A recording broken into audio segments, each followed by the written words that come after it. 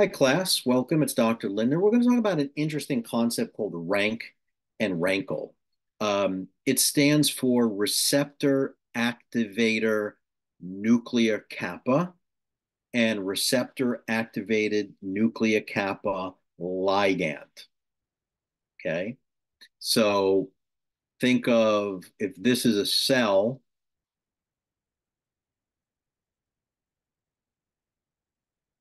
think of this as rank, and then another cell comes along and has this, right, that fits into it. So this is rank, and then this is the ligand.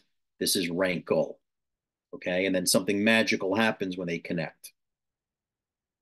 So in bone marrow, we have hemopoietic stem cells.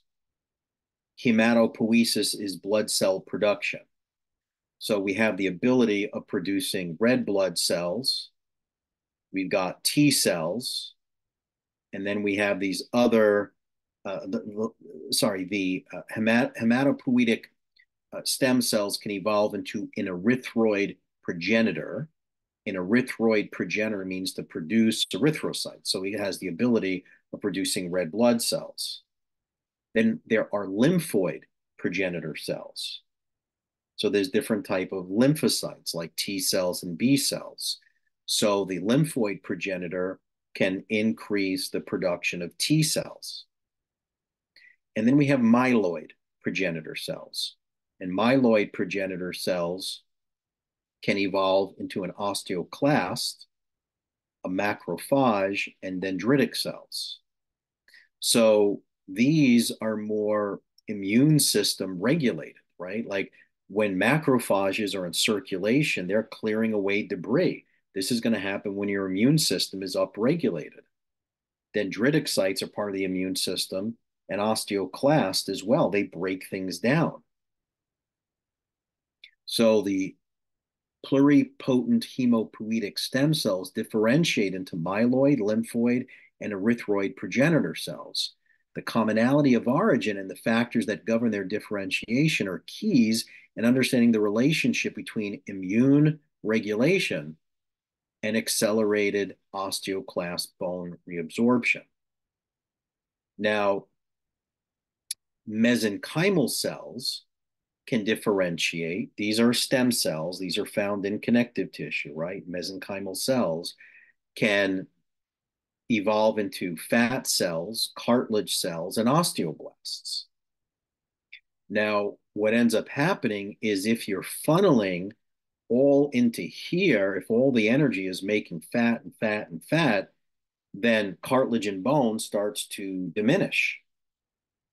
Okay. So there's only like so much energy. You don't want to prime the pump in this direction. We want to prime it this way. We want more osteoblast and cartilage to form. So dysregulation of common precursor cell differentiation is the link between obesity and low bone density, the two common disorders in the United States.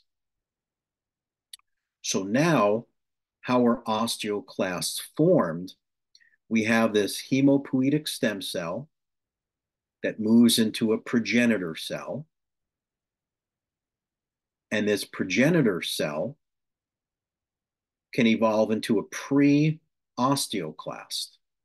Now, what the osteoclasts have are this, which is rank. Okay, this is rank, and this is rankle. So what ends up happening is this, which is an osteoblastic cell.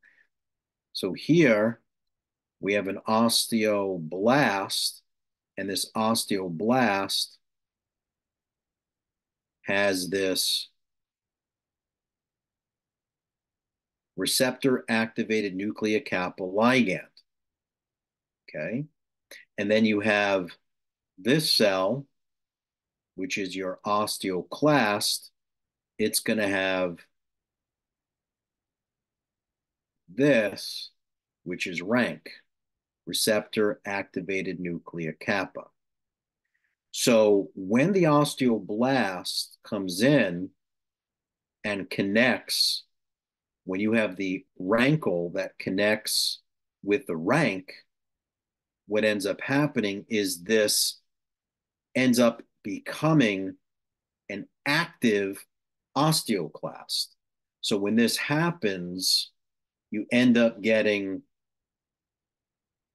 that forms, releasing these digestive enzymes, these lysosomal enzymes that break down bone, that release and free up calcium. Okay, this is part of breaking down bone, part of osteoporosis. But what these osteoblasts can do is that you can have an osteoblast and it has rankle right here. This can actually produce a decoy. It can actually produce a decoy that acts like rankle, except it's just blocking this. It blocks the rankle.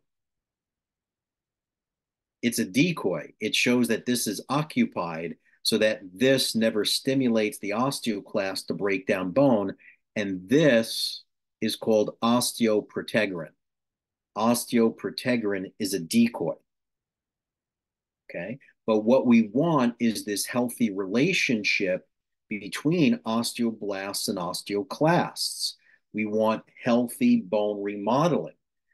When your immune system is upregulated due to an antigenic load, then you increase this happening. You increase the amount of osteoclasts that can break down bone. When you have increased fat cell production, you have decreased osteoblast activity. When you have an upregulated immune system, you have more osteoclasts, more macrophages. These are all phagocytic. And you have increased T cells. These are all upregulated immune response. We want good, healthy coupling. When the osteoblasts and osteoclasts are not working in harmony, we have what's called uncoupling.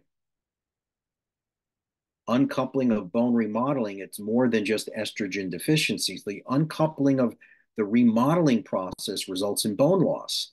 In studies using mice, chronic antigenic load with T cell activation and the production of reactive oxygen species, which is ROS, must be present for low estrogen levels to cause bone loss. Look how old this information is. 2007, no one's talking about it. But I've seen this in clinical practice. It's absolutely accurate. It appears that reducing the antigenic load and the oxidative stress may be equally as important as estrogen in maintaining bony health. So, understanding the cellular and molecular regulation of the tight interaction between bone and the immune system is crucial for understanding the changes of the skeletal architecture during inflammation. There's something that's called osteoimmunity, which means when your immune system is upregulated, the bones start to break down. Okay. This also explains why the more fat cells you have, the more cytokines you have, the more inflammation you have, the more. This is why people who have um, uh, morbid obesity, every inflammatory condition they have gets worse. Osteopenia and osteoporosis gets worse. Rheumatoid arthritis gets worse. All right. All of these things can help upregulate the immune system, which make osteopenia and osteoporosis worse.